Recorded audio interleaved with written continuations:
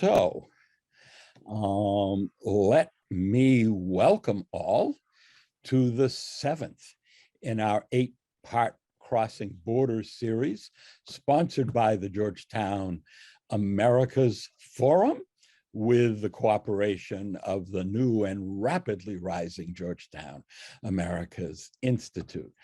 I'm John Tutino, and it's my good fortune to be the director of the Americas Forum. And today I just want to do a brief welcome and an outline, and then I'm going to pass the program on to others. There will be brief introductions, approximately 45 minutes of presentation, at which point we will open the Q&A and very much encourage all of our audience to submit questions to join the conversation with all of our panelists today. It's really my pleasure to welcome Father Matthew Carnes, S.J., to join us today as the moderator of this session. He is a professor in the government department and the School of Foreign Service at Georgetown. He is the director of our Center for Latin American Studies and the author of Continuity Despite Change, The Politics of Labor Regulation in Latin America, as well as a host of other studies on labor and redistribution in Latin America. And in moments of reflection, we'll tell anyone that those are issues that have very foundational things to do with questions of migration, i.e., why people might leave. I invited him to moderate today, not only because of his distinguished role in scholarship, but simply said, he has known the Jimenez family longer and far better than I. So I was pleased to be able to bring him to our conversations today. Matt will do more detailed introductions of Francisco and Tomas Jimenez, father and son. But I just have to say that Francisco lived an amazing life in which he lived the challenges of migration, from the most difficult at the beginning to triumphs in the middle and toward the end, and has written what I am quite confident is the most widely read narratives of the Mexican-American life experience that there is. And I will simply say, if any of you haven't read it, you must. Tomas, building on his father's legacies, is now a leading sociologist of immigration, Mexican-Americans and others in US society at Stanford University. It is a real pleasure to welcome them both back to Georgetown, and I will pass the microphone to Matt Carnes to say more. Thanks so much, John, and thank you for inviting me to be part of this event series. It's been exciting, crossing borders, leaving home, making new lives, sustaining communities, and especially to be here for this session. So it's entitled Generations Making Mexican America, and we've got both Francisco Jimenez and Tomas Jimenez. And as you mentioned, John, I feel a particular connection to the Jimenez family through not one of the panelists today, but actually through Pancho Jimenez, the middle son of Francisco Jimenez, who asked me to be a godfather to his daughter many years ago. We worked together very closely at Santa Clara University, and through Pancho, I was able to get to know both Francisco and Tomas some through the years. So it's really delightful to be here with you. You know, today's session really asks this question about what it means to be a person of Mexican descent in the United States. How has that meaning changed over time? And we're going to draw both on, as John mentioned, Francisco Jimenez's really path-breaking memoirs about the migrant child experience coming to the United States and being deported and coming back and then making a way here, having to leave his family for a long time to be educated. His experience from his memoirs, and then Tomas Jimenez's really groundbreaking research on the ways that identity and meaning are constructed and transformed in more recent years here in these United States. So I think we have a really exciting conversation ahead of us, and it's going to be really, really fun to hear from both Francisco and Tomas. Let me do a little more lengthy introduction to both of them, though, as you mentioned I would have the chance to do. So first of all, Francisco Jimenez emigrated with his family to California from Tlaquepaque, Mexico. As a child, he worked in the fields of California. He's currently the Fay Boyle Professor in the Department of Modern Languages and Literatures, and he served as director of the Ethnic Studies program, many other administrative posts at Santa Clara University. He received his BA from Santa Clara University and his MA and PhD in Latin American literature from Columbia University under a Woodrow Wilson Fellowship. He served on various professional boards, commissions, including the California Council for the Humanities and many others. As you mentioned, John, he's a prolific and highly impactful author. He's published and edited several books on Mexico and Mexican American literature. And his stories have been published in over 100 textbooks and anthologies of literature. As scholars go, that is just amazing. I mean, that sort of reach. Let me just highlight a couple of his most important books, which John has already alluded to. So in 1997, Francisco published his first autobiographical short novel, The Circuit, Stories from the Life of a Migrant Child. Later in the Spanish edition that was translated Cajas de Cartón. This book documents Francisco's early life, from crossing the border as a child to attending elementary school and working in the fields. And then there are 3 sequels to this book, which have come out, continuing to document his life in its next stages. So Breaking Through, Senderos Fronterizos is the Spanish title, is about his time in high school. Reaching Out, Más allá de mí is the Spanish title, is about his time attending Santa Clara University. And Taking Hold, From Migrant Childhood to Columbia University. So Pasos Firmes, Desde Niñez Migrante a la Universidad de Columbia, documents his years in graduate school. And that 4-book series has been included by the American Library Association's books list of the 50 best young adult books of all time. So these have been hugely impactful, republished, read by so many school children throughout California, but really throughout the United States, giving entree to a time that actually precedes our children growing up today, but it impacts their lives tremendously. And the way that Francisco does this brings it to life to every single reader. It's so impactful and so important. And next, let me mention Tomás Jiménez as well and introduce him. Tomás is a professor of sociology and comparative studies in race and ethnicity at Stanford University. He's also a director of the undergraduate program on urban studies, and his research and writing focuses on immigration, assimilation, social mobility, and ethnic and racial identity. His first book, and like his father, he's published many books. His first book is Replenished Ethnicity, Mexican Americans, Immigration, and Identity. And it draws on interviews and participant observation to understand how uninterrupted Mexican immigration influences the ethnic identity of later generation Mexican Americans. The American Sociological Association's Sociology of Latinos section awarded that book its Distinguished Book Award. His second book looks at the other side of assimilation. That's its title, The Other Side of Assimilation, How Immigrants Are Changing American Life. Here, Tomás uses interviews and from a race and class spectrum of Silicon Valley residents to show how a relational form of assimilation changes both newcomers, so the immigrants and their children, and established individuals, people born in the US to US-born parents.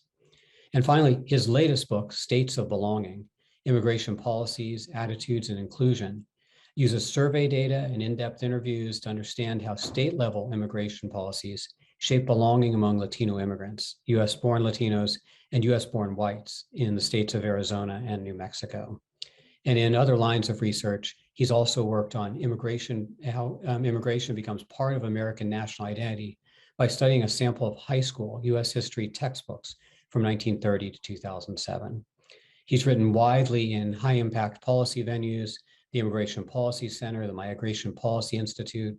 He's written in the Washington Post, Los Angeles Times, and many other venues. Tomás is widely regarded as one of the premier scholars on immigration and assimilation, especially among Mexican Americans in the United States. So the two of you have had so much impact individually, but then there is this connection between the two of you. And I think that's going to be part of what will make this conversation so exciting for all of us, to hear the ways that you react to one another and think about the dialogue that you've established through your lifetime.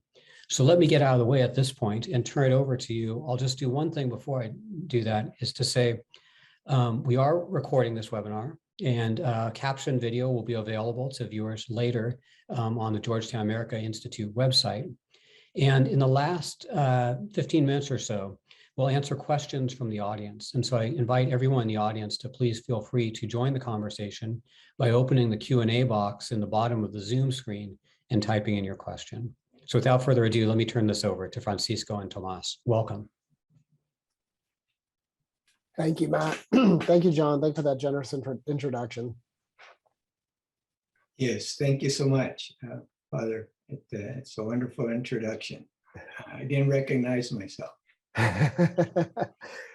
So what we thought we'd do is and you'll have to forgive my voice. I have a head cold that is not COVID, thankfully, but so that's why I sound a little congested. But what we thought we'd do is have a conversation that weaves together some of the themes that we think are present in our work, in our biographies. And so we'll kind of toggle back and forth between our respective writing and our biographies, which are obviously closely tied, and have a conversation, and then and invite you to join the conversation at the end. And I just want to say this about my father, in addition to the introductions that John and Father Carnes gave, that anyone who has interacted with him will see that he is one of the most compassionate, generous, kind people you'll ever meet. And so what I often say about my dad is that I'm extremely proud of him and I'm proud of all of the things that he's accomplished, and it's incredibly remarkable. And anybody who gives me a second, I'll be sure to tell them how proud I am of my father. And for obvious reasons that all of us kind of see in his writing and his biography and what he's accomplished. But I think what's also important is how he's done those things. And if you see him interact with people, regardless of who they are, where they come from, what their job is, what their status is, you'll see him treat people with respect and dignity. And so in spite of all the successes. And so I would say my dad's ego is in inverse proportion to his accomplishments. And so I just want to lift that up and say that about my father as we start this conversation. So I can see you turning red, Dad. Thank you, Nico. Yes, I am embarrassed, but I appreciate your remarks, and I am very proud of you as well. So it's mutual. Well, with that, let's get started. So this is a conversation about immigration, about what it means to be a person of Mexican descent, about what it means to be American, and kind of looking across the generations. And obviously you have a couple of generations with us, but you have also a population of people of Mexican descent in the United States that ranges across populations as well. We'll get to all that, but I thought we'd start with the beginning. And I wonder, Dad, if you can tell us your story. How did you come to this country? Well, my story is really not unique. It's really the story of many people, like my family. I was 4 years old and living in Las Fuentes, a little isolated part of Jalisco. And we were very, very poor. We lived in an adobe hut and no electricity. And we used to go down the river to get our water. So my father decided that we should move to the United States, hoping to leave our poverty behind and to start a new and better life. So we crossed the border without documentation. And we ended up in Santa Maria, California. Living, my gosh. Well, go ahead and mute it, Dad. We ended up in Santa Maria, California, living in a migrant camp where we lived in tents that were converted from World War II for migrant workers. And the tents were very similar to the adobe hut that we lived in, that we had third floor, no electricity, and no indoor plumbing. And so we began our lives there, picking strawberries, and then moving to the San Joaquin Valley, where we picked grapes for raisins. And then after the grape season would be over, we would then go to Corcoran, another little town in the valley, to pick cotton. And we picked cotton until the end of December, first part of January. And then we would return to Santa Maria to spend the winter months there.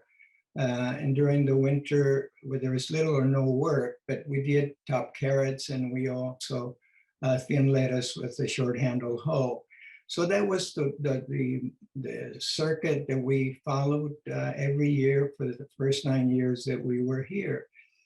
And one of the things that we experienced was a lot of stress, not because we were experiencing poverty, but because we're always afraid of being caught by the Border Patrol and then deported back to Mexico. So as a child going to school, I didn't really feel comfortable. I was always guarded that perhaps I would slip and reveal that I was not born in this country and being deported. And for my father, it was even worse. The stress level for him was tremendous. Not only did it affect him physically in terms of the work that he was doing, but also in terms of trying to support our family and then constantly being afraid of being deported. So that's basically the first part of our stay here at the United States for the first 9 years. We'll get to this a little later, but your story touches so many chords with stories of many people today who are children, who are undocumented, not to mention, of course, the large adult population that's undocumented, 10.5 million people. But can you maybe just try to recall for us and relate to us when you knew what it meant to be undocumented, when you became aware of it? Well, before we crossed the border, my father warned us. He said, don't tell anyone that you were born in Mexico. If they ask you, tell them that you were born in the United States. So I was 4 years old, so I simply obeyed him. But as I got older, when we were living in the tent city, which was a migrant camp in Santa Maria, I experienced a Border Patrol raid. I was perhaps 7 years old, and that was a very traumatic experience for me because the Border Patrol officers raided the camp and chased the people who were there undocumented, and in some cases physically hurt them. And so to me, that was an experience that I'll never forget. And as you know, those experiences, as I said earlier, are not unique. Children and parents continue to go through similar experiences as we speak. And that was one of the motivations for me to write the first book, hoping to give an insight into what life is like for parents and their children who toil every day in the fields to try to make a better life for themselves. So for me, these families are an inspiration personally, and also inspire my writing. I know it's in the book, but I think it's worth just recounting here the incident in 8th grade. I mean, I asked you a second ago if there was a time when you remember, or when you remember at first that you were undocumented, but that status had a real impact on something that happened in 8th grade. Do you want to talk about that? Yes, I was in the 8th grade. We had just returned from picking cotton in the San Joaquin Valley. And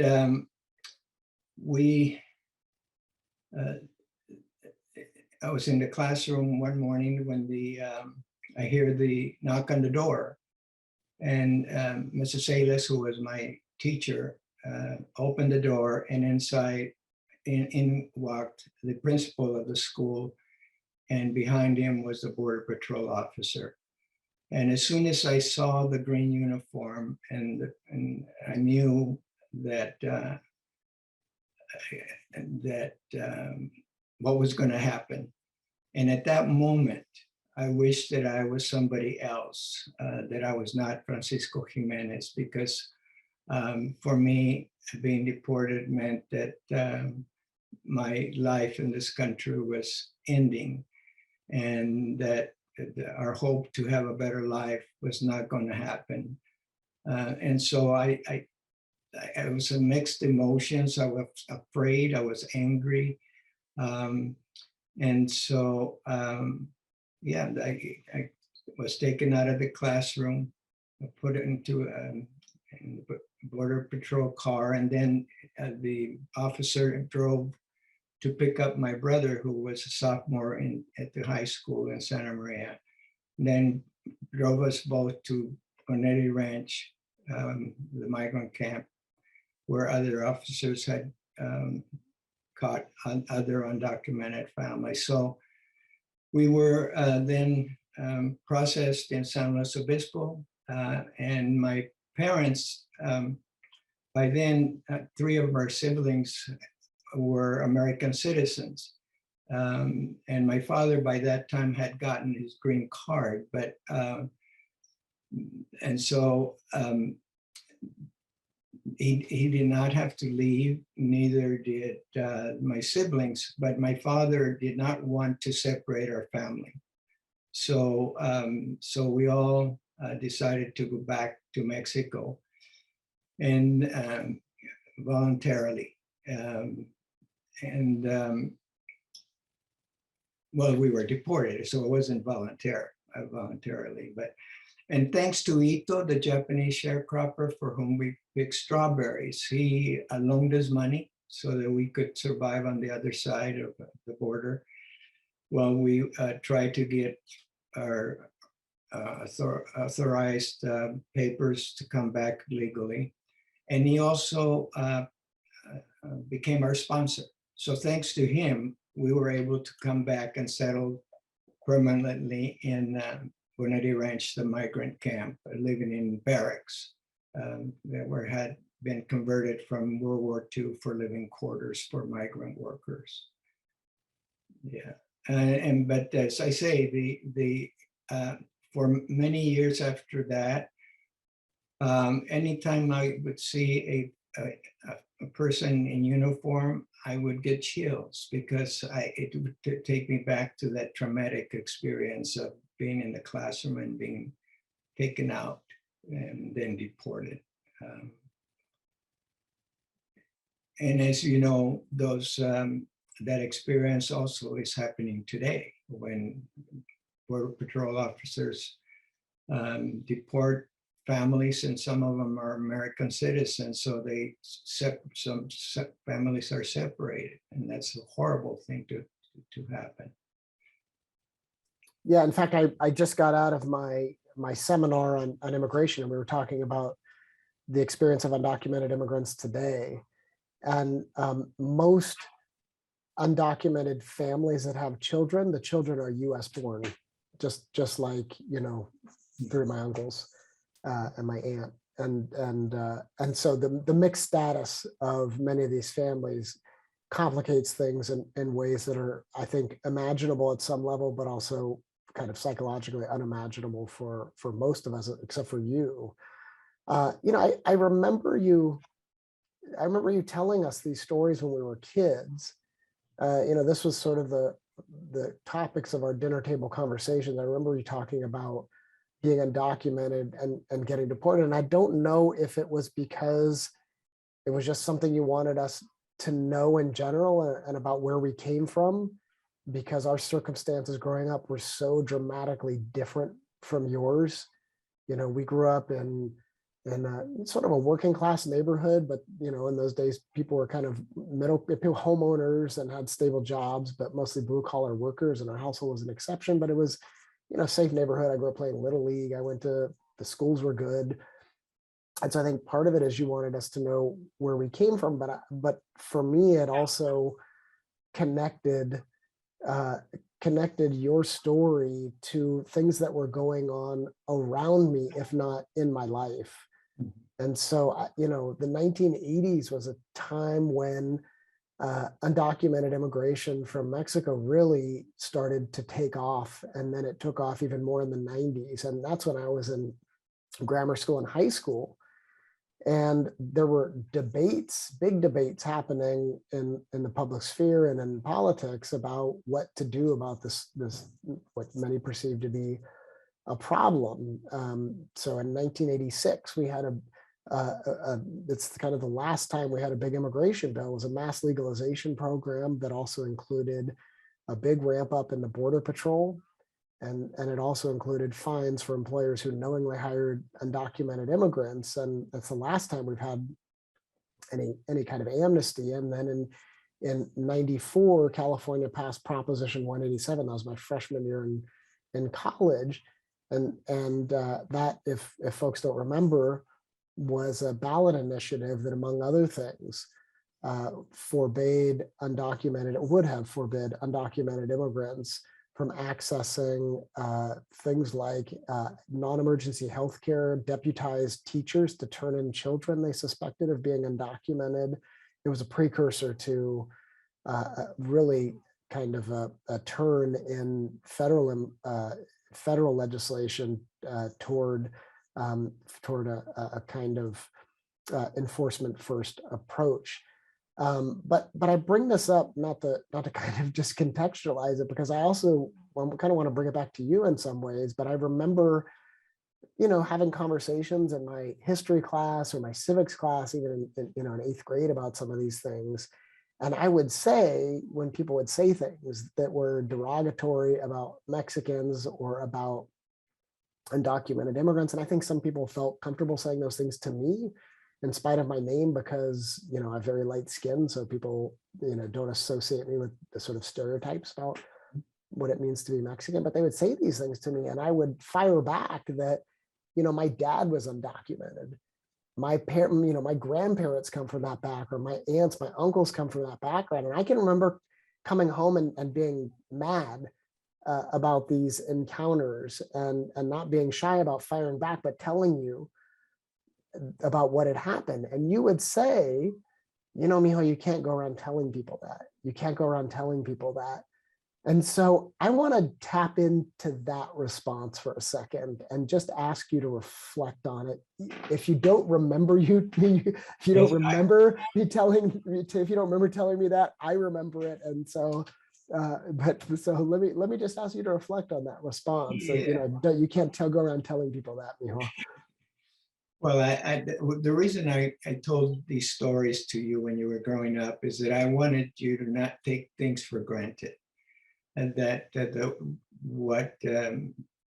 successes that I had accomplished at that point in my life really was a result of all the sacrifices that my parents made when they first crossed the border. So I wanted you to know that, and also to be proud of being of Mexican descent. I remember talking about color, you know, when I was doing janitorial work during high school. I should mention that my father couldn't continue working in the fields because he had severe back problems. So after we came with documentation, my older brother and I worked as custodians, working 30 to 35 hours a week each, so to help support our family. And one of the janitors told me, you know, Francisco, he used to call me Panchito, which is my nickname. You shouldn't tell people that, you should tell people that you're American. Don't tell them that you're Mexican. You can get away with it because of your color. And I would tell him, no, I am proud of being Mexican. And my father would always say to be proud of being Mexican. So when you were growing up, I wanted you to feel proud, because in the media, and there was a lot of stereotype about Mexicans and a lot of misconceptions, negative misconceptions about Mexicans. So I wanted to counteract that by instilling in you the appreciation of your own heritage. And when I told you not to tell people that is because they didn't have, I was afraid that they didn't have the context for it. Especially when you would say that, my father was undocumented. People make rash judgments without knowing the context. And that's why I told you that.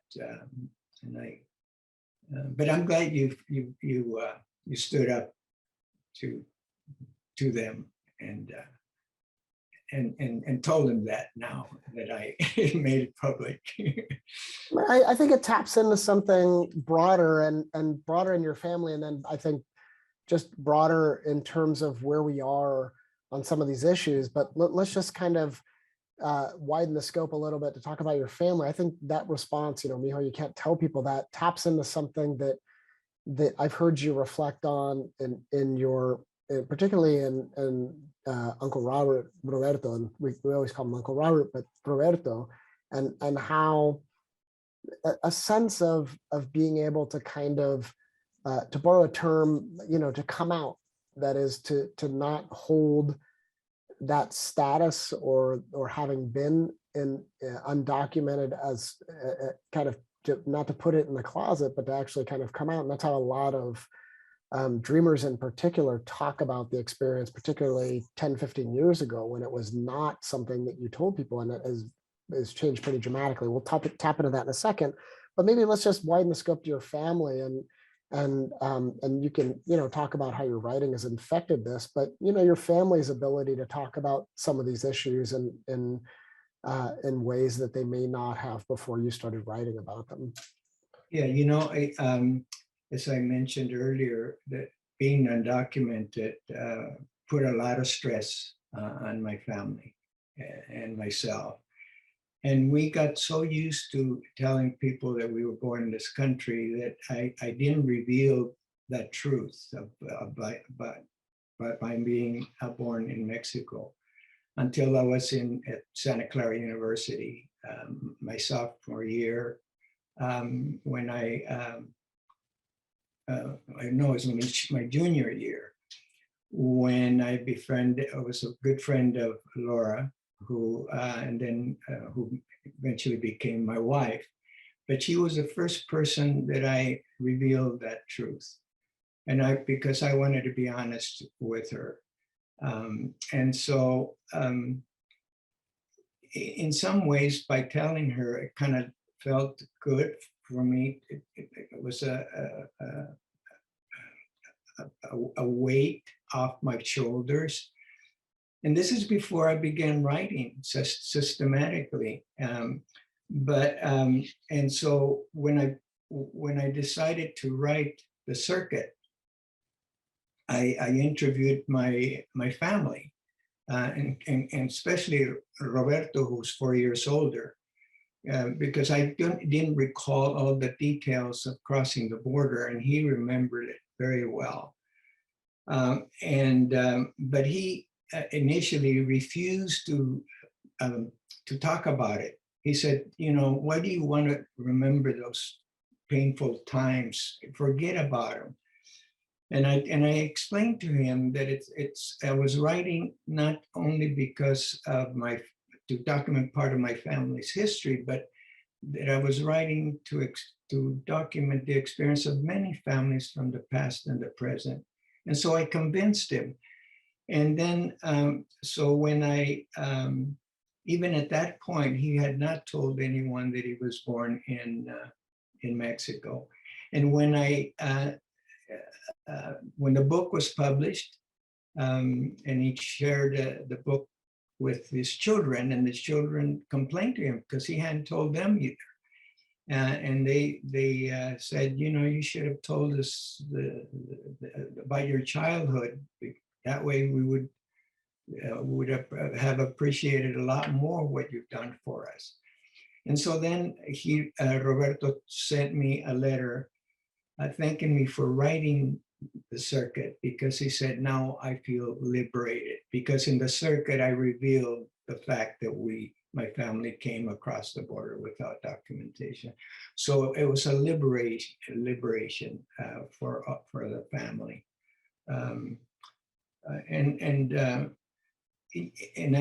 One of the reasons why I kept it quiet during high school, because there was a lot of discrimination against the undocumented. And still is, you know, and I suffered discrimination because I had a thick accent, and as a matter of fact, when I was in high school, I wanted to date a girl, and the parents did not allow her to date me because I was Mexican, and that was very hurtful. And I couldn't, and so all of those experiences motivated me to continue to write these stories, because I wanted people to have a better understanding of the richness of the Mexican culture, and the sacrifices and the hard work, the noble work that immigrant Mexican families do in order for us to have a better, richer society and a richer economy, you know. So, and to have empathy, especially during the Trump administration, you know, where Mexicans were, I forget the quote, I hate to quote him, but the president. Trump, we all know the quote. We all know the quote. Anyway, you know, and I thought, well, it's complete ignorance. It's complete ignorance. And so to put these stories in writing, my hope is that then people would begin to have more empathy and more appreciation and respect for the hard work that immigrants do. No, I appreciate that answer, and I want to kind of use part of it to broaden the scope even further. So, so in the third book in the series, you talk about telling Laura, mom, that while you were, I guess you were just friends at the time, that you, I think what you started out, at least in the book, you say that you told her, I'm not from this country. And then you proceeded to specify what you meant by I'm not from this country, which is that you had been undocumented. At that point, you were not. You had a green card at that point. Maybe you were a citizen by that point. I'm not sure. And mom's response, and I'm paraphrasing here, was, so what? You know, no one in my family's from this country, or, you know, half the people in my family are not from this country, because, you know, mom is of Italian descent. All of her grandparents came from Italy, and she was raised by her maternal grandparents, and her first language was a dialect of Italian. So, so there was a kind of harmony in the experience in her family and in yours, in that there was an immigrant background and having some sense of being the outsider. And so I guess that makes me think about the story that you tell about you know, your experience as an immigrant, and an undocumented immigrant in particular. And I want to ask, is this a story about people of Mexican descent? Is this a story about immigrants? Is this an American story? Feel free to choose all of the above, or a couple of them, or what have you. But how do you think about this story and where it fits into who we are? And the we could be Americans, it could be Mexican Americans, Mexican immigrants, etc. Well, it's the reason I wrote The Circuit and the other works is to document part of my family's history. But more importantly, I wanted to document the experience of many, many families from the past and the present, immigrant families. And as I say, who work very, very hard from sun up to sundown for very low wages, living in poor living conditions. And thanks to their hard and noble work, all of us enjoy our meals every single day. And what sustains these families, working day in and day out, is the hope and dreams of having a better life for their children and their children's children. So I think that that experience is part of the American experience, and it's important to tell our stories, like you just mentioned about Laura, her story, immigrant story about Italians.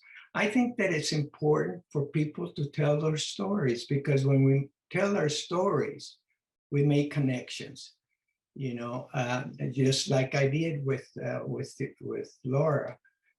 And when we make connections, then we begin to break those walls that separate us from one another. And we begin ourselves reflected in the other. And then we can rejoice and we take comfort in the fact that we're all members of the same family, the human family. So I encourage, when I give public presentations, I encourage people to tell their stories, because it seems to me that the African-American experience, the Polish-American experience, the Irish-American experience, all those stories have to be told. And when they are told and we learn about them, we make those connections that we have similarities in our past. Our ancestors sacrificed themselves so that we, as their children, could have a better life. And they, in their struggles, they suffered discrimination and prejudice and racism, but they persevered, because they had the hope and the faith that things would get better. And so that's why I think it's important to tell those stories. And that's one of the motivations for telling our story, which is really the story of many people. I mean, I'll kind of take the opportunity to answer my own question as well, and kind of what I think. I was gonna go ahead. You go ahead. You at one point when you published your first or second book, you said all. I asked you what motivates you to do research, and you said all research is personal. And you were on your way out, so I didn't get a chance to ask you, what did you mean by that? That all research is personal. So you want to talk about why you do your research? Yeah, I can. I can do it. Let me just go back to this in a second, and then let me go back to your response, and then maybe I'll talk a little bit about my research. In the process, I'll kind of weave in some of my research, but just thinking about your story as an American story, as a Mexican American story, as an immigrant story. I mean, I think that those three stories are actually are very interwoven. And I'm not saying that because I aspire for those stories to be interwoven or because I think they should be, but because that's, I think, how Americans conceive of the American story. And so, but it is also a Mexican story. So most people who trace their roots to an immigrant experience from Mexico, not everyone who is of Mexican descent traces their roots to an immigrant story. There were roughly 50 to 100,000 people in what is now the American Southwest when the United States annexed it in 1848. But the overwhelming majority of people of Mexican descent trace their roots to immigration. And among those who trace their roots to contemporary immigration, and let's call contemporary immigration post-1965 immigration, have roots in undocumented Mexican immigration. So it is a feature of the Mexican American story today. And that is mostly, well, let me back up. There's kind of two sides to that. on the one hand, and there's really good research showing this by one of my former grad students who's now a tenured professor at Washington University in St. Louis, that people connect the idea of being undocumented to Mexicans. And the legal category of undocumented is not just a legal category, it's a social category. Mhm. It's something that we borrow from the law and use as a lens to interpret who's worthy, who's not, who is likely to commit crimes and who is not. And it can lead to all kinds of misperceptions of a population. So people tie it to the population. And so that's certainly a side of what it means to be a person of Mexican descent today. The other side of that, when I think about your experience and how it differs from the undocumented experience today, there are a couple of things that come to mind. One of which is that there wasn't really a critical mass of people when you were young that to find a community of not just really, let's say, people of Mexican descent, although I think you found some of that community, but a community of immigrants who were undocumented. And for a lot of Latino immigrants who are undocumented, there is a sense of community, and not just a sense of community, but a sense of community that affirms who they are, and that the experience of being undocumented as something that is not shameful, but something that is background to the extraordinary lives that those individuals live. On the other hand, then I keep flipping back forth between hands. On the other hand, it's virtually impossible for people who are in the circumstances that you were in as a child, people in those circumstances today, to adjust their status. There are some people who find ways to do it, but they're few and far between. It's impossible. There's no legalization program for DACA recipients. This is Deferred Action for Childhood Arrivals. They're in a kind of continuous state of sort of liminal legality, as Cecilia Menjivar says. They're sort of not really citizens, but not totally undocumented. And so that's a big difference. The fact that you were able to legalize it had an enormous impact on you, obviously, but also future generations. And that's true of undocumented people today. The last legalization program we had in 1986 for people who got legalized under that program, it was a boon to their socioeconomic status, their ability to find jobs, their income, their ability to learn English, but not just them, but future generations. And so that event of you getting legalized, and then how it positively affected you and then all of us, is actually a microcosm of something much larger. So it's kind of a Mexican story, yours, but I think it's also an American story. And I want to come back to something you mentioned about what life was like under the Trump administration. And we have a tendency, and for good reason, to pay a lot of attention to big events and loud people when we try to take the temperature of where the country is on immigration. But if you tap into what everyday people, and for me, everyday people are people I interview.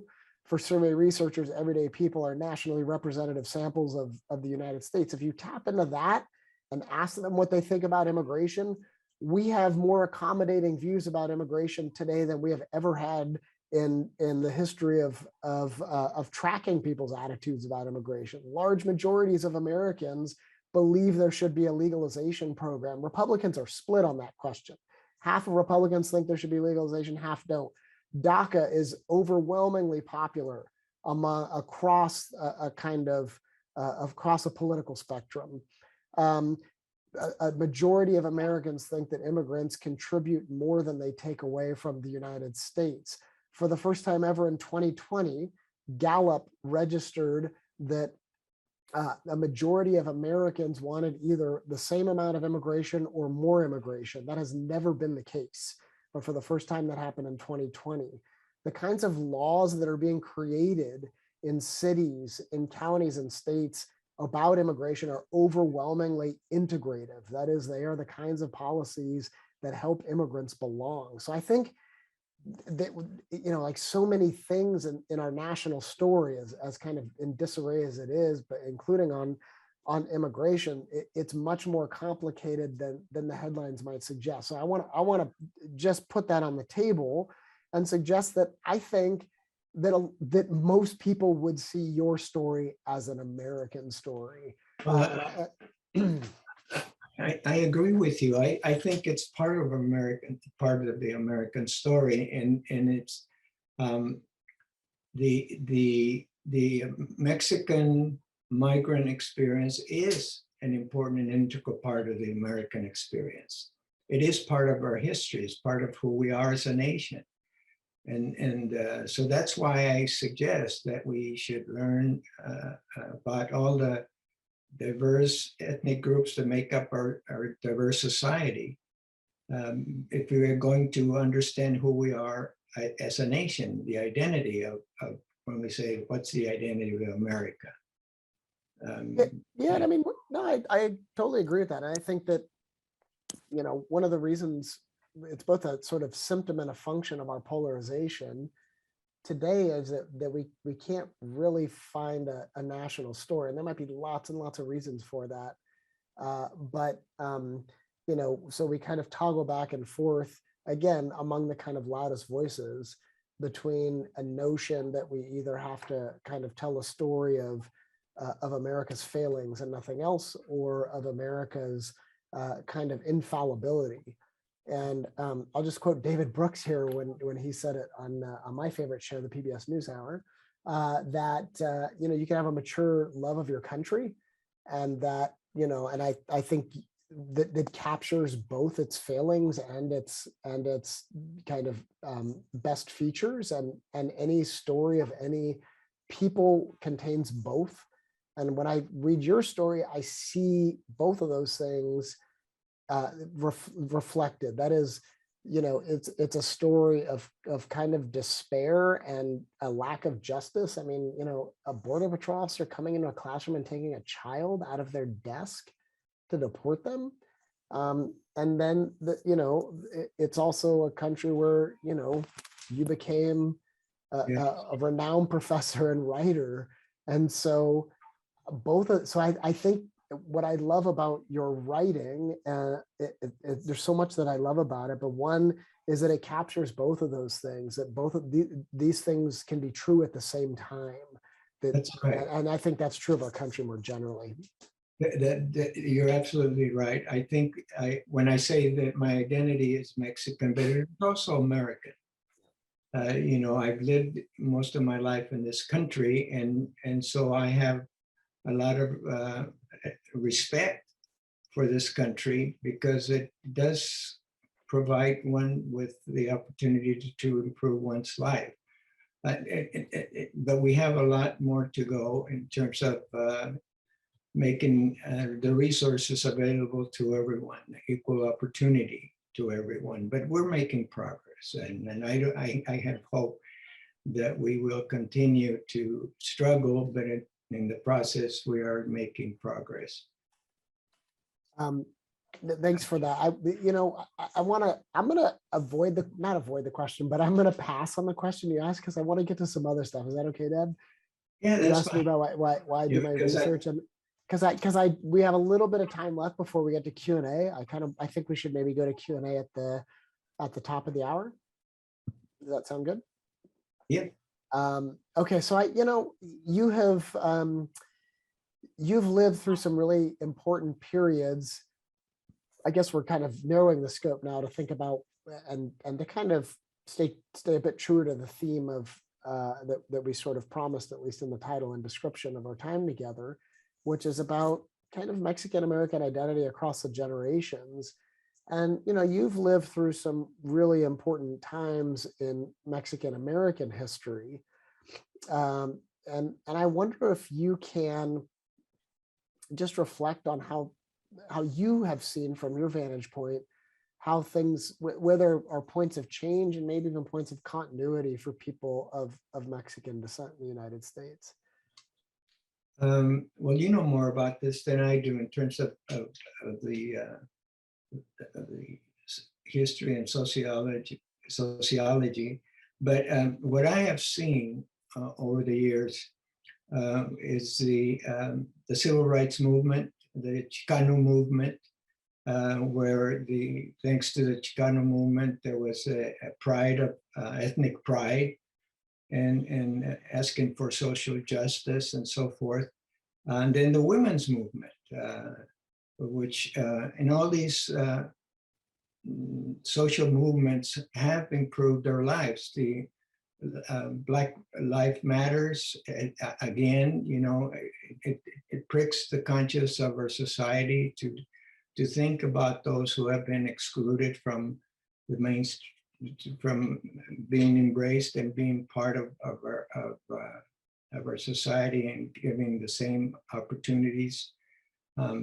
So and then when I was in graduate school, I was at Columbia when they had the Columbia riots, you know, and during that time, the assassination of Martin Luther King took place. And so it was a very chaotic period in our history, but like, but out of in the Vietnam War, the protests against the Vietnam War, and so all these movements have, I think, sometimes become violent, but the end results, I think, we are a better nation because of them. You know, I joined Cesar Chavez on that march to Sacramento in 1966. You know, I heard him talk about how important it is for us as individuals to give ourselves to others to improve our society. And for me, you know, I agree with his approach to making change, to get people involved, but in a very peaceful way. I don't believe that we can succeed if it's violent. I believe in a peaceful means of protest. So, you know, I've gone through a lot of history because I've lived so many years, and I think the attitudes in our society have highs and lows, especially in terms of the attitudes towards immigration and immigrants and what is called the other, you know, and when people say the other, I think it's, I like to think of, rather than the other, it's we are the ones who are responsible for making this country a better country, and to realize its ideals, which is trying to reach those ideals, you know. But sometimes we take a couple of steps back, you know, like the freedom of press, freedom of religion, freedom of all the different personal freedoms, you know, that we strive for as a nation. So I'm optimistic. At the same time, I'm realistic that it's not an easy task, but that's what gives us a sense of purpose as a society, that we have to march forward with trying to construct and to realize the ideals that we espouse through our Constitution. I don't know if that answers your question. Yeah, no, it does. And I mean, you know, I take inspiration from, you know, hearing you talk about this, especially the late 60s, and the sense of chaos and the assassinations and friends being shipped off to war. And, you know, those events, as you often say, have the power to be something like, you know, water to a drowning man. You talk about this from your own experience, but they're the things that can suffocate us, that can kill us, but they're the very things that we can use to Right. save ourselves and potentially, just to carry forth the metaphor, get back to shore and make something better. Yes. So, you know, that's my hope for the pandemic. Hope is not enough. That the pandemic will be that, you know, it's tragic, and the state of our political affairs, I think, are tragic. And my hope is that that we find a way to make them, water that buoys us rather than water that sinks us. And, I'll say this, and then let's turn it over to our friends who've joined us for comments and questions. And I'd say this more as a sociologist, but and maybe particularly as even just a second generation academic. But there's a lot of continuity. Just to go back to the question that I asked you about changes you've seen, there's some continuity in the Mexican origin population. I think one of them is just the relevance of immigration to the Mexican experience, and immigration as a present event in the narrative of Mexican America. I don't know if you think, and maybe this is starting to answer the question you asked me earlier about why I do my research, but think about people who are of Italian descent, or other people whose families came during that big wave of immigration in the late 19th, early 20th century. Immigration is part of the story they tell about what it means to be Italian or Polish or Russian Jew or Hungarian.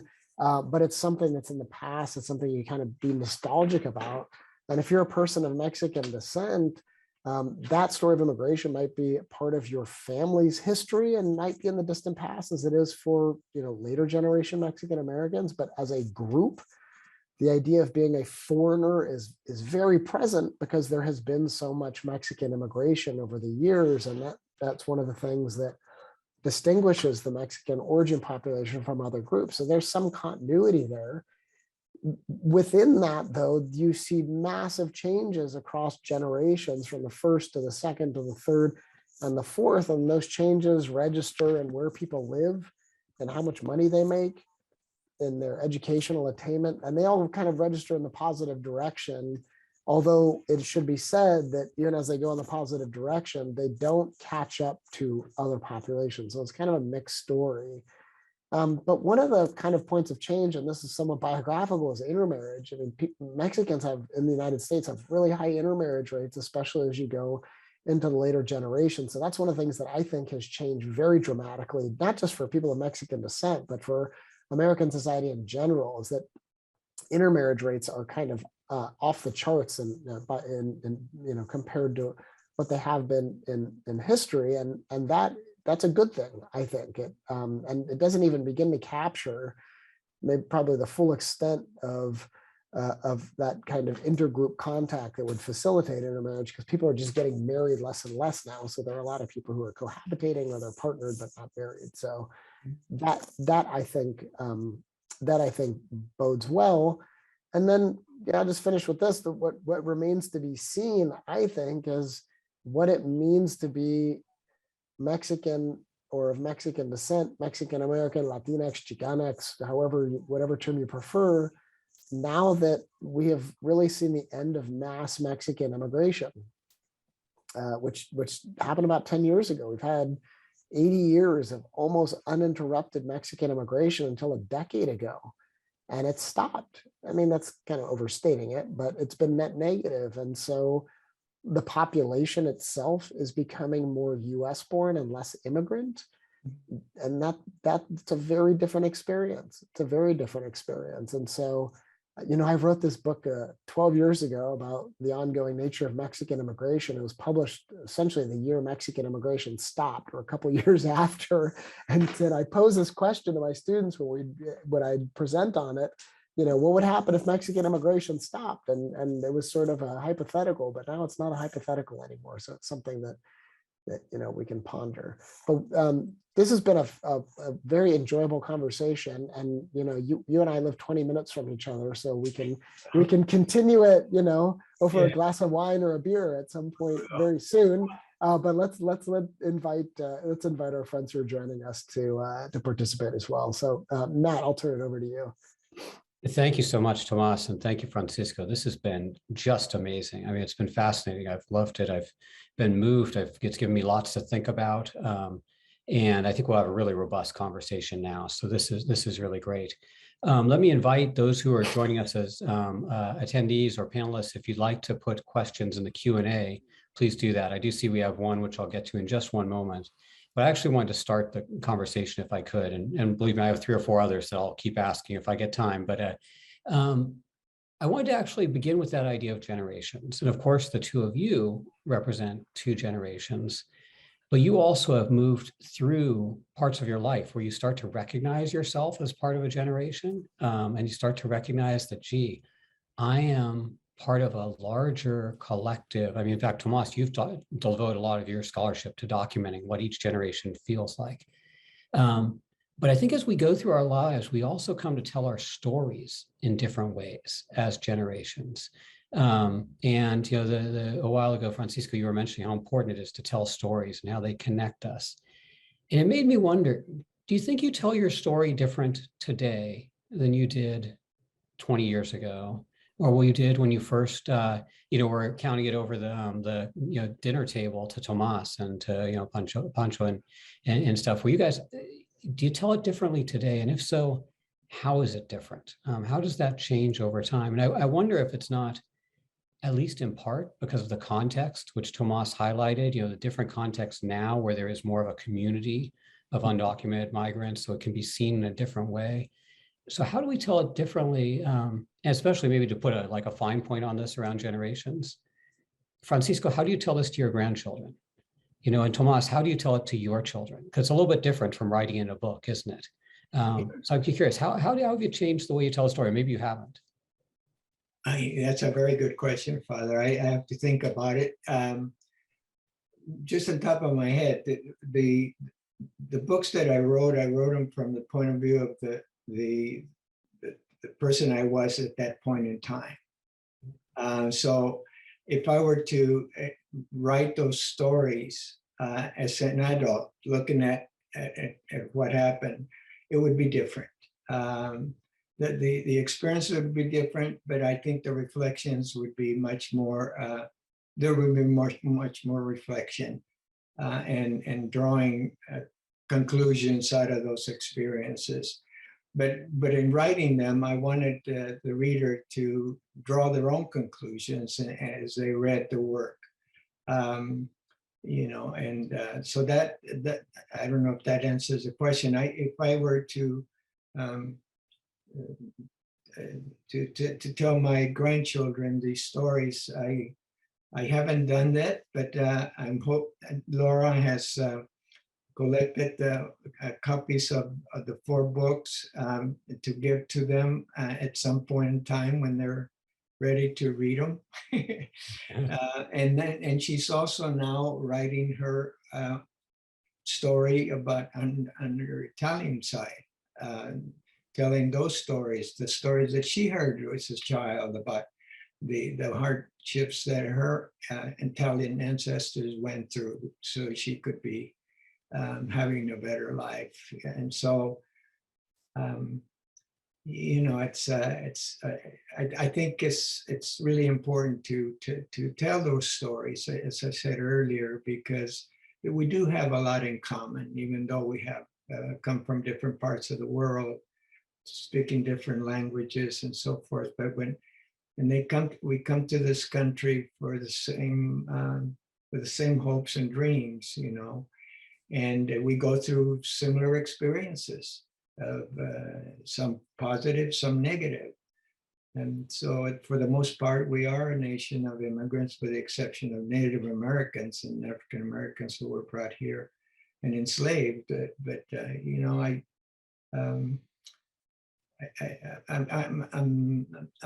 have to think more about your question when I and reflect on it at some time. Maybe I have a better answer for you. No, that's very helpful. I really appreciate it. I mean, I've thought about this a little bit, and I guess it should be first said too that I'm glad that Mom is writing these stories, because she's probably the best editor that any of us have ever had. She has read significant portions, if not all portions, of all of our writing and made it better with her comments. She's really one of the smartest people I know, and so I'm glad she's writing it down. The flip answer to your question is that I do now to my kids what my parents do to me, which is use our family's history to chastise our kids when they complain about anything. And so when I was a kid, and if I complained about, whatever it was, especially about work, my dad would say, "You'll never make it in the fields. You'd never make it in the fields," and which is true. And what I say to my kids now, if they kind of groan about going to school, or they have chores, they groan about their chores, I'll say, and my wife chimes in too, your abuelita was picking in the fields at your age. Don't complain. You can vacuum the living room. But I think the more serious answer is that as I've become an adult and now a father, I have 2 sons, and now a father myself, and especially going through the pandemic. And my family went through the pandemic in the best of circumstances, and we own a home. I had my job the whole time. I have job security. I have tenure. Our refrigerator was full of food. Nobody got sick. I mean, we had it really good. We have it really good in any other time as well, and it was still very difficult. So I want to kind of preface what I'm about to say by recognizing that, recognize that people had it a lot harder than we did, but it was still hard. And I wanted my kids to know that we come from people who have done hard things a lot harder than we've ever done, and they made it. And to me, that's the whole point of thinking about, at least in a familial sense, the kind of march of generations, that many people survived wars, survived pandemics. My great grandmother almost died when she was 16 during the 1918 flu pandemic. We come from people who crossed deserts, who endured deportation, who marched so that we could be here. And so the least we can do is do the same for the people who are coming after us, and we don't know who they are in many cases, but and hope that they're grateful to us that we did it. And so in service of that idea, we've read all the books to my kids during the pandemic. It took us a while, but we read a chapter a night, and because I wanted them to know where they come from. And when things get hard, they should know what people did just so they could be alive. No, thank you. That's a really beautiful response. And one thing that occurs to me too, and having seen you as family people a little bit, is the way that I really appreciate you allowing your children, holding them to a high standard, encouraging them to really stretch and do their best, but really to be unique people too. At least I've seen that some, in various settings. And it seems it's particularly important, if I may, so to be Tomas, the child of a famous writer, that comes with a certain amount of pressure on it. And you used a certain phrase that I had never heard before, but it actually strikes me on the Stanford campus. It's probably not that strange. Second generation academic. To be a second generation academic comes with both the weight on your shoulders, but then I think about the weight on your children's shoulders, right?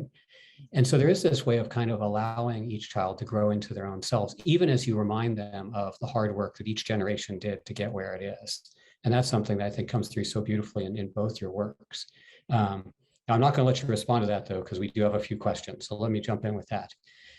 So first of all, from Jose Corbelo, he says, my dad immigrated from Uruguay in the 1970s. And in the migration themes in his own research, in Jose's research, he tackles clandestine immigration of the Portuguese to France in the 60s and 70s during the Salazar regime. And he talks about family separation in the immigration, which was fomented by the regime to ensure remittance flows to Portugal. These Portuguese workers in France were exploited as low-wage civil construction workers. And so that leads him to ask a question. He's wondering if you could both comment on the intentional fragilization, so making fragile of migrants, both by their country of origin in some cases and their country of destination in some cases for political and economic reasons. How would you respond to that idea of fragilization of migrants? I can jump in, Dad, if you want me to go first. Or you want to go first? I mean, Jose, the research sounds amazing. I was not aware of this clandestine stream of migrants from Portugal to France, and so I'd love to learn more about it. I think the fragilization of immigrants, especially undocumented immigrants, has to, just do it with their source, at least in the receiving country, as a source of exploitable labor. They are, and I'm drawing on the social science research here, but are seen by employers in some ways as the ideal source of labor because they are believed not to complain, that they're seen as hardworking, as compliant, and you can pay them low wages. And there's research to show how in manufacturing plants there is a kind of orchestrated replacement. And I know this is this is a point of contention, especially in the economics literature. But there's an orchestrated replacement of native-born workers with undocumented workers, and there's some good ethnographic research documenting that. It should also be said that there's very little evidence that that immigrants drive down the wages of native-born workers, but it can be the case that a group of managers orchestrate the replacement of one workforce for another. So that's the fragilization on that side. And then, I know the Mexican case best, and what the Mexican government has done as of about 20 to 25 years ago is changed not just their rhetoric, but also their policies in the way that they treat migrants abroad. So it started in the late 90s with dual citizenship and recognizing dual citizenship. It included programs that incentivize migrants to send money back, dos por uno and then tres por uno, which is a program where if you sent a dollar of remittances back, the government would match it with $2, and then later $3, the equivalent of $2 and then $3. And then the way in which Mexican politicians court Mexican immigrants in the United States, partly because they can vote in Mexico, and I think that was as of 2006, but also because they're seen as a potential source of status in the United States. I mean, Dad, you had this experience of going to a big high school in the East Bay, and the governor of Jalisco comes and celebrates my dad in front of this group of hometown associations as a proud son of Jalisco, somebody who hasn't lived in Jalisco since the late 40s. And so there is a way that my colleague David Fitzgerald, friend colleague at UC San Diego, David Fitzgerald, says that not just in the U.S.-Mexico case, but in lots of migrant cases, that migrants abroad become the kind of geese that lay the golden egg. And what a lot of countries, what the kind of sending countries that first treat those migrants as traitors, they often switch to treat them as heroes, partly because they don't want them to lose ties with the country and then the potential remittance dollars. And I think there's some cynicism to that take, but actually I think it's pretty darn close to the truth. I don't know if that totally answers the question, but that's kind of my take. I'm just going to say the fragilization of migrants. The reason I titled the first book Cajas de Cartón, cardboard boxes, is precisely because the cardboard boxes are very fragile. They can collapse very easily, just like the life of migrants. And so, I'm aware of the fragilization of migrants, especially from Mexico. But I've read and I'm aware of the marginalization of migrants all over the world. Thank you. Let's turn to another question. This one from Marta Guerrero. So she says, I'm curious about your thoughts on what the evolution of illegality, in quotes, as a social category might be in the current context and in years to come, as populations of Mexican descent are born in the United States at higher rates and mass migrations from Mexico have decreased compared to prior decades. Will Mexican illegality continue to prevail as a social category for Mexican American populations, or will we see shifts? Tomas, you touched on this a little bit. Maybe do you want to take a crack at that? Yeah, Martha, that's a great question. So what I'm about to say is speculative, but there seems to be no immigration overhaul on the horizon. In spite of its popularity, at least in polling, there seems to be no mass legalization program on the horizon. So although the number of undocumented immigrants has gone down in the last decade or so. There is still a sizable undocumented population. It is an aging undocumented population, and the fear that I have from a kind of justice perspective is that there'll be no possibility for people who to become part of the polity, to become part of the population that gets full membership in the territory that they're in. And I think that that's a moral failing of our country. And I also, and I touched on this a bit ago, but I also am concerned about the way that the category of illegality reverberates to future generations. So we know that if you are the descendant of individuals who were able to legalize their status, your prospects socioeconomically, socially are way better. But so there are ways in which the social category or the penalties of illegality will reverberate in the future generations, regardless. Especially if there's no legalization program on the horizon. But we also have to think about changing patterns of migration and at the U.S.-Mexico border. So it is not majority Mexicans coming across the U.S.-Mexico border. It's Central Americans and now people from other countries, and they're claiming asylum. And the way that our asylum law works right now is we essentially treat asylum seekers until they have their cases heard as undocumented, as illegal. And so the category hangs over those individuals. And politically, people may not make distinctions between, Guatemalans, Salvadorans, Hondurans, and Mexicans. And so there are ways in which I can see that category persisting and hanging over a larger group of Latinos in the United States.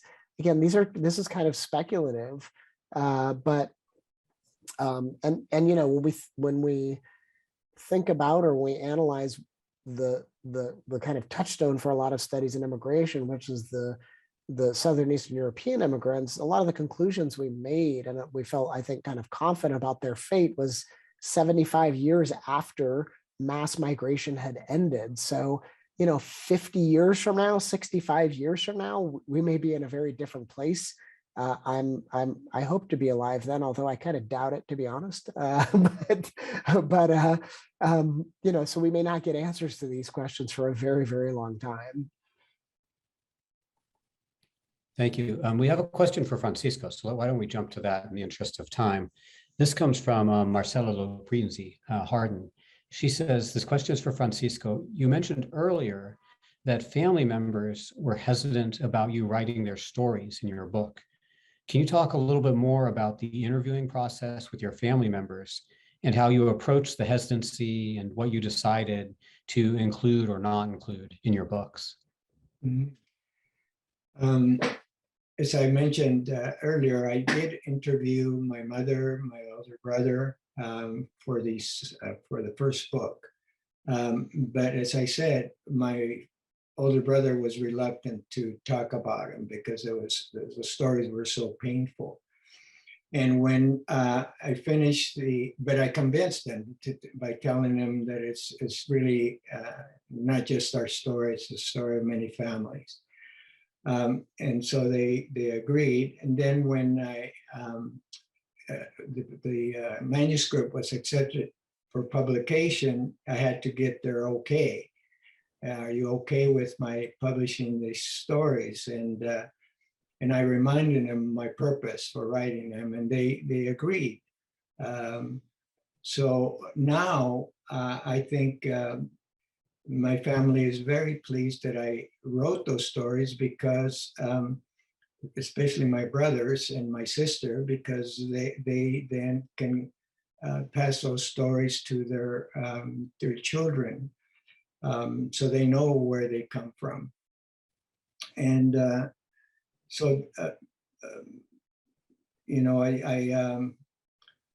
don't know. I think that answers the question. And it has opened up some doors for some of my siblings.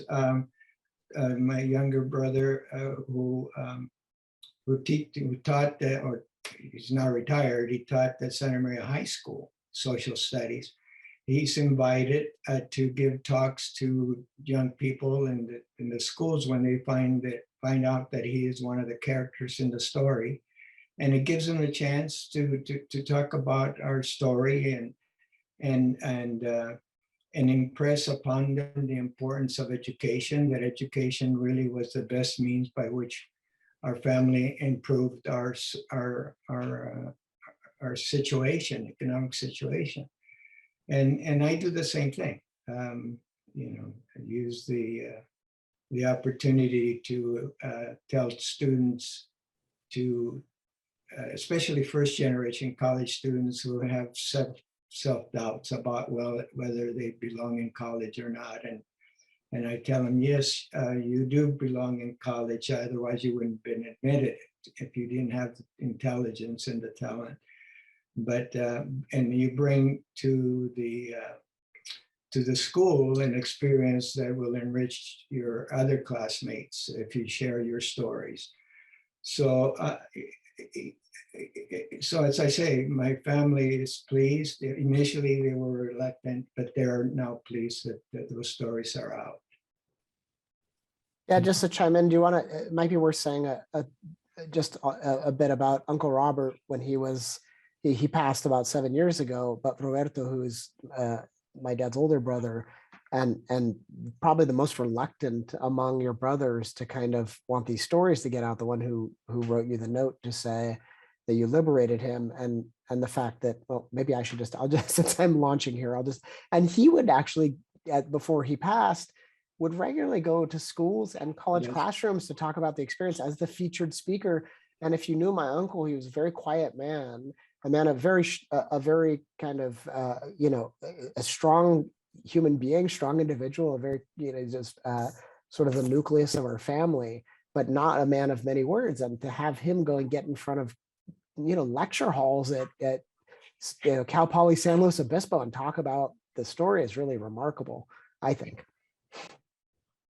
If I could react to that briefly, and you can either react to this or not if it's helpful, but I'm thinking a lot about two different strands. So one is the storytelling that you've mentioned over and over again, and Gabriel Garcia Marquez called his memoirs, Vivir para contarla, right? So this idea that kind of we live to tell the tale, that's part of who we are.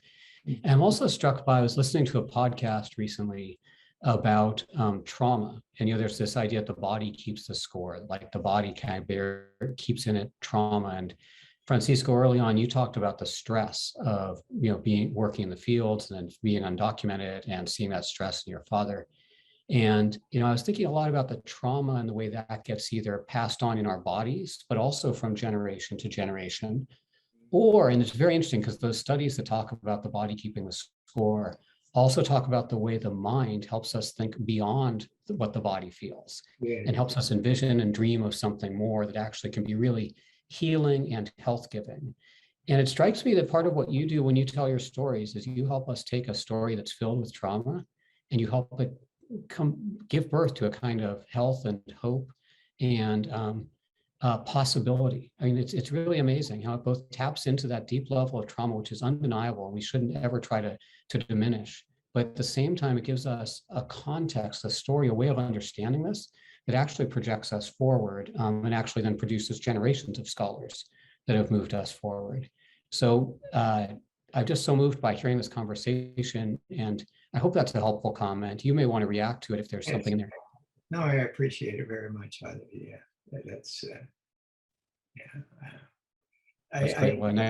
I get letters from teachers and students who read the book, and they say, thank you for writing this. This is my family story. Or others, some teachers will say, we had reluctant students in the classroom who never spoke, but after reading your stories, they begin to tell their own stories that they felt before might have been ashamed to tell. And to me, that's worth everything. Absolutely. We are the better for it. Absolutely.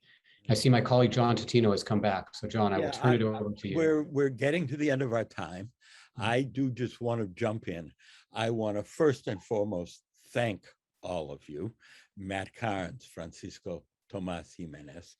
I don't want to get involved too much other than to say that sitting here, you got me thinking about my story, which is as the grandson of Italian immigrants who started in the mills. And I'm a first generation academic, and how that story of Italian immigration led me to spend my career as a scholar first of Mexican communities and then start following those Mexicans to the United States. I mean, we all have our variants of these stories. Yeah. And so again, I want to say thank you so much. And then I want to remind all of you and our listeners that on Monday, the 25th, in our final presentation of the Crossing Borders series on carrying New York City through COVID, we will get to the most contemporary challenges of still undocumented, mostly indigenous, Guatemalan and Mexican immigrants working as bicycle deliverers and house cleaners to literally carry the capital of global capitalism through the pandemic from the perspective of Marta Guerrero, who you heard from here, who was a journalist telling their stories, reporting their stories throughout that, with Marcella Hardin, a scholar of that migration, being moderator, commentator. So I want to invite everybody back next Monday for a last culminating session. And I think I can say that it's somehow fitting that our penultimate session has featured more or less old guys, and we will conclude with rising women for new perspectives. So again, thank you all.